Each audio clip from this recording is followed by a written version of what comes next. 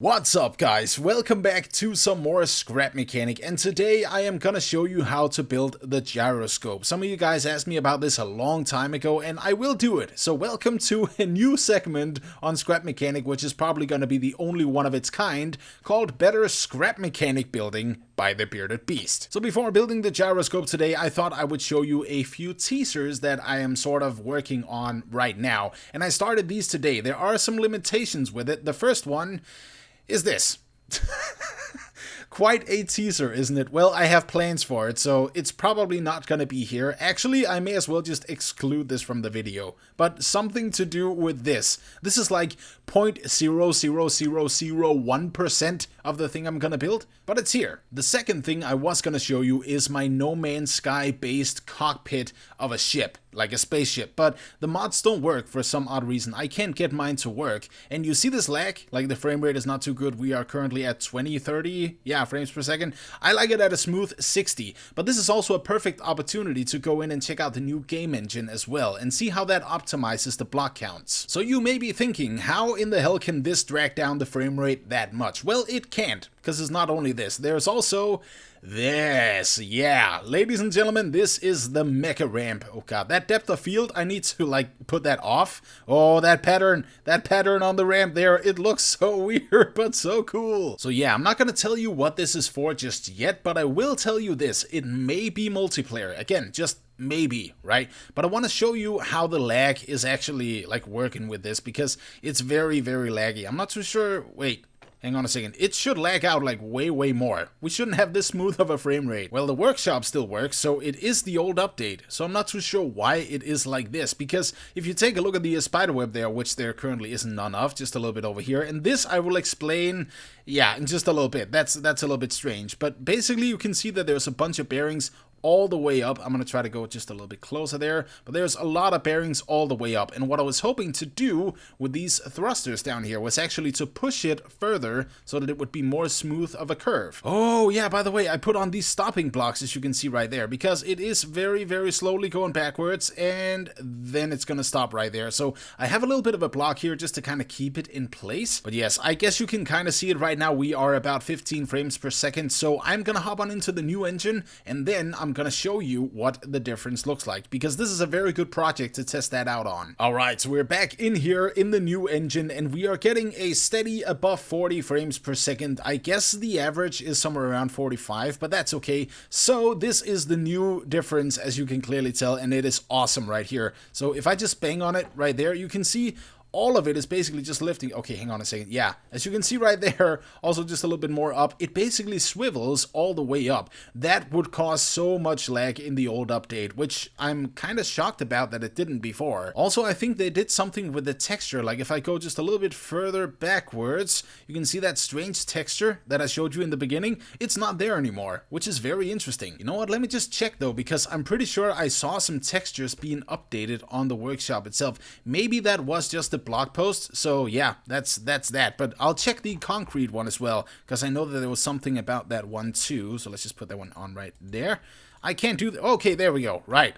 It needs to be connected. There can only be one creation on the lift at all times. Yeah, it doesn't really look to be that big of a difference in the textures there. I guess that hasn't really been updated yet, so maybe they did something else. Like, it is a completely new engine, so things are bound to change pretty much. So yeah, this is pretty much the teaser there, and also a little bit of a showcase on the block count in the new game engine and everything. And honestly, I have my doubts that this is gonna work. I mean, it may work in the new engine, but I will need some mods to work as well. And not to basically build this thing, but what is to come afterwards. It is so nice to finally get away from all the flatlands, so now it is time to build the gyroscope. Little bit of a thing that I kind of want to tell you guys on beforehand, so it's easier for you guys to understand where I'm going with this. Let's say that, you know, we have some parts here, and hypothetically only, these blocks would be separated by a few bearings. Now, I know that's not the case right now, but that will be the case with the gyroscope. So let's say that there is one block, then in between the next two colors is a bearing. Again, hypothetically. So I do this one more time. This is how I'm gonna illustrate where a new bearing starts on the gyroscope. So new color means a new connection in terms of bearings. I hope that makes sense. We'll see, I guess, but yeah. For right now, it is time to build this one. So first of all, what you're gonna do is to get a nice big rod all the way up there.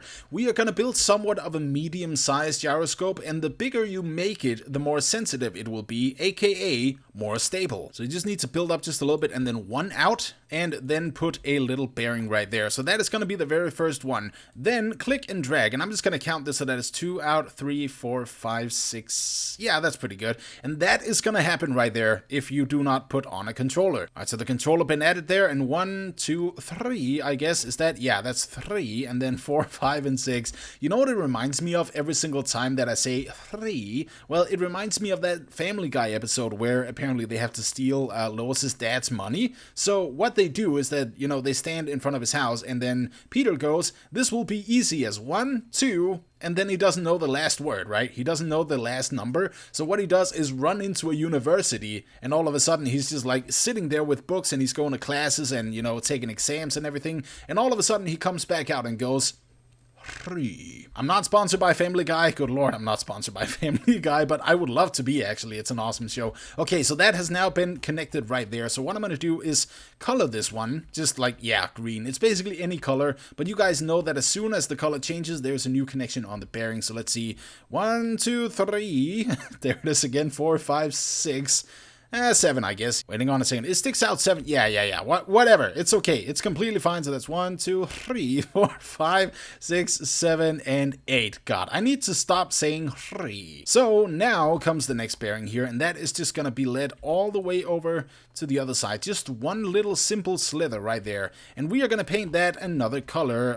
How about maybe red? I'm gonna stop rolling my R's now. Oh, Jesus Christ. I quit. I'm sorry. I quit. I'm sorry, guys. Okay, so never mind that, but we have now put on the next 2 blocks out there, and these are still connected, so we're going to color those red. But down here, there's going to be a bearing, and this is very important because that bearing actually is responsible for a lot of stability in the gyroscope itself. That was 1, 2. We're not going to get to the rolling number or the rolling R number or whatever, right? But what we will do, actually we will, because we need some metal in here, and that is number, yes, you know the number. I'm not going to say it because repetition is bad.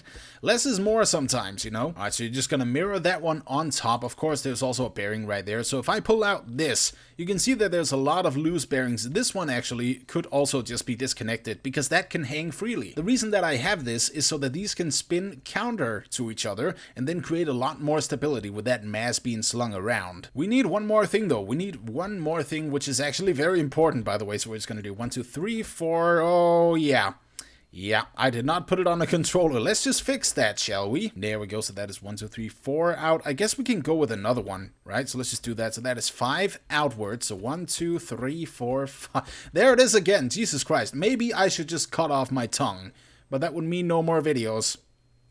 Quite a dilemma here. Alright, so there and there, because that is again the same extension, and then let's take it off of this right here. Right, so basically what you have right now is 3 different sections, 3 different colors as well. And if you take your hammer and smack it, you can see that it can basically rotate up and down and left and right and everything. This one is the real gyroscope, and it's awesome. And here is the illustration that is going to show you this in praxis when it tilts. So again, this is very, very strange, but I'm going to try to zoom in the editing process and make this as good as possible. So as you can see right there, that one right up there is, yeah, basically activating, and that is also activating the thrusters right there. So that means that whatever way this one tilts, it is going to counter itself as long as you hook up the thrusters correctly. Okay, so that is really bad. I'm gonna try to just reset this real quick. Oh, good lord. There we go. So now let's try 2 at the same time. I think we can do that by going in there, maybe? That is gonna, oh, yeah, exactly. As you can see, these 2 in the corner,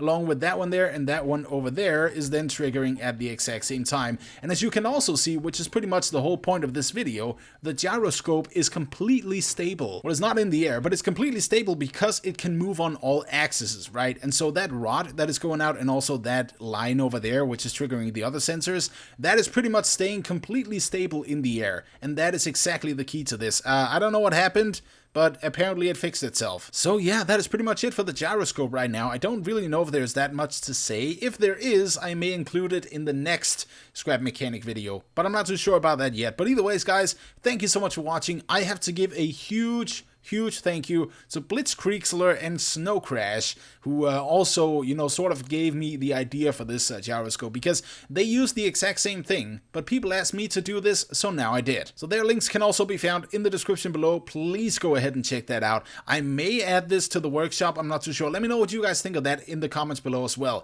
But either ways, thank you so much for watching. Leave a like if you enjoyed it, and I'll see you in the next one. Peace.